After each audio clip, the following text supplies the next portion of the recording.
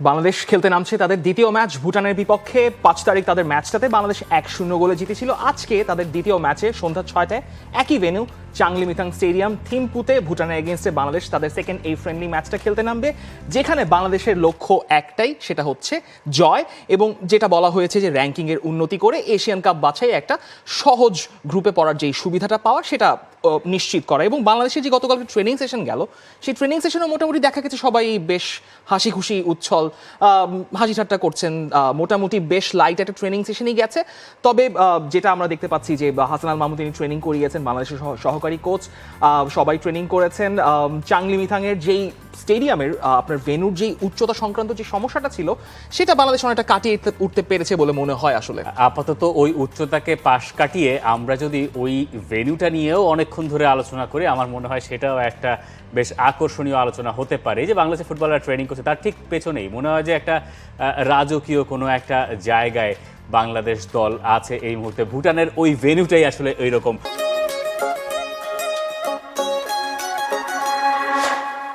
খুবই ইউনিক এবং মনে হয় বিশ্বের অন্যতম দেখতে সুন্দর সুদর্শন স্টেডিয়ামগুলোর ভেতরে একটা ধরা যেতে পারে। ভুটানের ম্যাচটা হচ্ছে প্রথম ম্যাচে বা যেই ব্যাকগ্রাউন্ডটা দেখেই আসলে ভালো লাগে যে এরকম একটা জায়গায় একটা মাঠে বাংলাদেশের খেলা হচ্ছে। এবং ট্রেনিং গ্রাউন্ডে তো আমরা দেখলামই তাদের বেশ উৎফুল্ল, এবং এই বাতাসটাও কিন্তু অনেকটা হেল্প করে।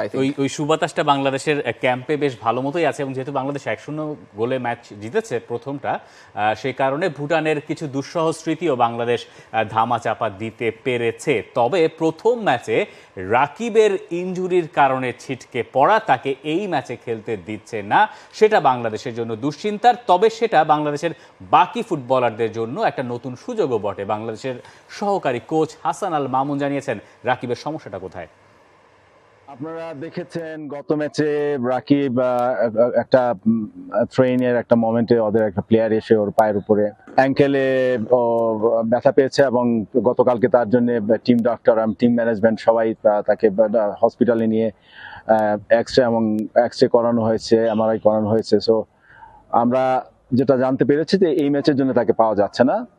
তবে ইনজুরিটা এত ব্যাপক না যেটা তাকে লম্বা সময়ের জন্য বসিয়ে রাখবে, সেই টাইপের না। আশা করি ভেরি কুইক সে আবার টিমের সাথে ফিরবে।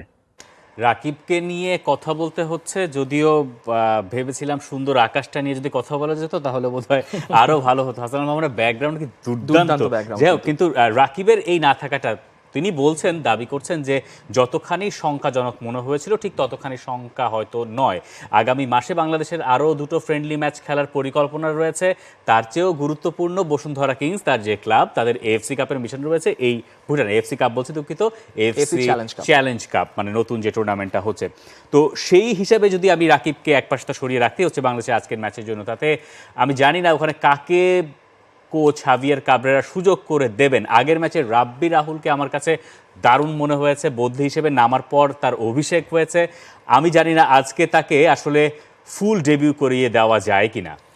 ফুল ডেবিউ করে দেওয়া যায় কিন্তু ডেফিনেটলি, কারণ রাকিবের ওই জায়গায় রাহুল খেলতে পারবেন, মিরাজকেও দেখা যেতে পারে, সেটা আমরা জানি না আসলে।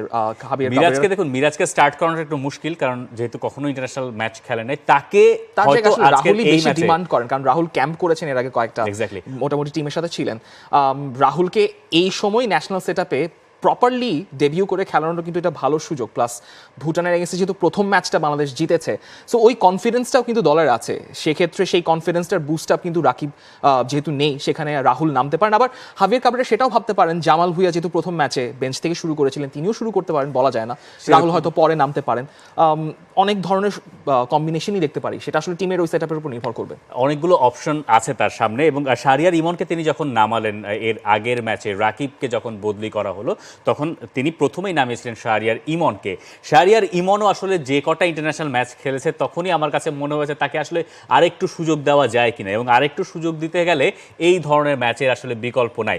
ফয়সাল আহমেদ ফাহিমকেও স্টার্ট করানো হয়েছিল শেষ ম্যাচটাতে, তবে সেই ম্যাচে তিনি খুব ভালো করেছিলেন সেটা তো তিনিও দাবি করবেন না, কিন্তু একটা গ্যাপের পর তার এই ইন্টারন্যাশনাল ম্যাচে ফেরা এবং এই যে পাজলগুলো মেলানো হাভিয়ার কাবরেরার জন্য মিডফিল্ডের পাজলটা, যেখানে হৃদয়ে 2 সোহেল রানা স্টার্ট করলেন।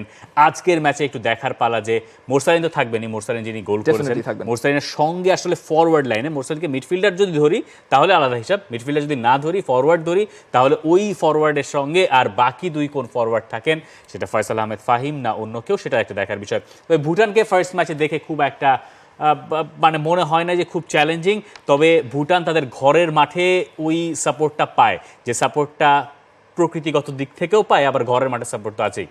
বাংলাদেশের জন্য এই ম্যাচটা ইন্টারন্যাশনাল ম্যাচ ডেফিনেটলি, কিন্তু সমস্যাটা হচ্ছে বাংলাদেশ যে একটা লম্বা সময় ধরে কোনো ম্যাচ খেলেনি, না লিগে ম্যাচ চলছে, ইন্টারন্যাশনাল ব্রেকের পর একটা বড় সময় ধরে বাংলাদেশের প্লেয়াররা মাঠের বাইরে ছিল, সেটা কিন্তু ভালো মতোই বোঝা গেছে। আপনি উচ্চতার হিসাব বাদ দেন, আপনি খেলার স্ট্র্যাটেজি বাদ দেন, সে সব কিছু মিলে কিন্তু যে মানে নিউ লেগস মনে হচ্ছে। সো এটা বাংলাদেশের প্লেয়াররা লিগ শুরুর আগে হোক বা সামনে যে 2টা ইন্টারন্যাশনাল উইন্ডো আছে, এই 2টো ম্যাচকে একটা ধরতে পারেন যে প্রি সিজন একটা ভাইব হিসেবে, এবং পুরো সেট আপটা পুরো আবহাওয়াটাও কিন্তু সেটাই বলছে। সো সেখান থেকে এখন এই ম্যাচটা আই থিঙ্ক বাংলাদেশকে একটু সিরিয়াস দেখা যাবে, যেহেতু 2 দিনের একটা ব্রেক পাওয়া গেছে, মোটামুটি সবাইকে সতেজই লেগেছে, ইনজুরি কোনো সমস্যা মনে হয়নি। সো আই থিঙ্ক বাংলাদেশ একটা ভালো অ্যাডভান্টেজ এবং কনফিডেন্স নিয়ে আজকে ম্যাচটা খেলতে নামবে। দেখা যাক বাংলাদেশ আসলে সেকেন্ড ম্যাচে তারা জিততে পারে কিনা। অনেকগুলো সমীকরণ বাংলাদেশকে অবশ্য মেলাতে হবে যদি তারা এশিয়ান কাপের কোয়ালিফায়ারে পট 3-তে নিজেদেরকে খুঁজে পেতে চায়। শুধুমাত্র বাংলাদেশের জিতলেই হবে না, অন্যান্য দলগুলো সেখানে র্যাঙ্কিংয়ে প্রভাব ফেলতে পারে, তাই অন্যান্য দলের ফলগুলো বাংলাদেশ নিজেদের পক্ষেই হয়তো চাইবে।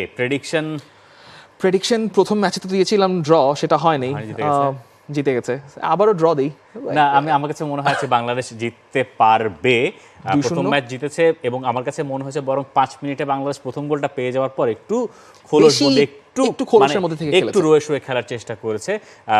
শুরুর গোলটা বরং বাংলাদেশ বোধহয় না পেলেই বাংলাদেশের জন্য ওই হিসেব থেকে ভালো হতো। হেড টু হেডে তো পরিষ্কারভাবেই বাংলাদেশ এগিয়ে আছে, সবচেয়ে বেশি ম্যাচ জিতেছে ভুটানের বিপক্ষে, আর সেখানে একটা যে হার, সেই হারটাই মানুষ ভুলে যেতে চায়, কিন্তু যতদিন আসলে থাকবে ততদিন এটা নিয়ে কথা হবে। আপনার প্রেডিকশন কি জানাতে পারেন আমাদেরকে কমেন্ট সেকশন।